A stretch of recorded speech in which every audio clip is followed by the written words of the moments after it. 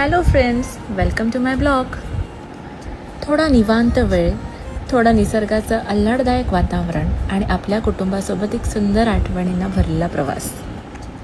गर्द झाडांची रांग, थंड हवामान, गोडसर स्ट्रॉबेरीचा सुगंध आणि आपल्या माणसांची सोबत. महाबळेश्वरचं सौंदर्य अनुभवताना मन अगदी भरून आलं.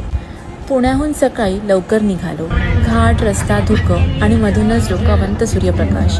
हसत खेळत, गाणी म्हणत, अंताक्षरीच्या भेंडे खेळत 3.5 तासात आम्ही आमच्या रिसॉर्टवरती पोचलो.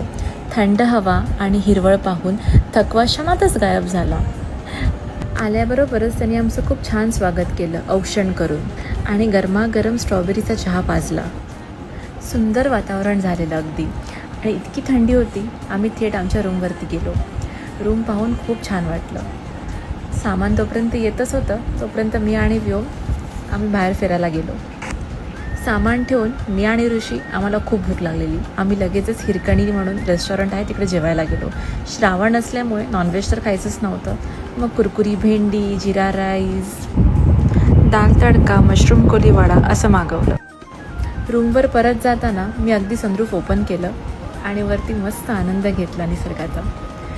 जाऊन मी छानपैकी चहा बनवला आणि मी आणि व्योम प्ले झोनमध्ये खेळायला गेलो. तिथे खूप सारे गेम्स होते. आम्ही खूप मजा केली, खूप डान्स केला, खूप नवीन फ्रेंड्स बनवले, आणि अशा तऱ्हेने आमचा आजचा दिवस तर खूप छान गेला. चला भेटूयात उद्याच्या ब्लॉगमध्ये. Day 2 in Mahabaleshwar. Bye bye.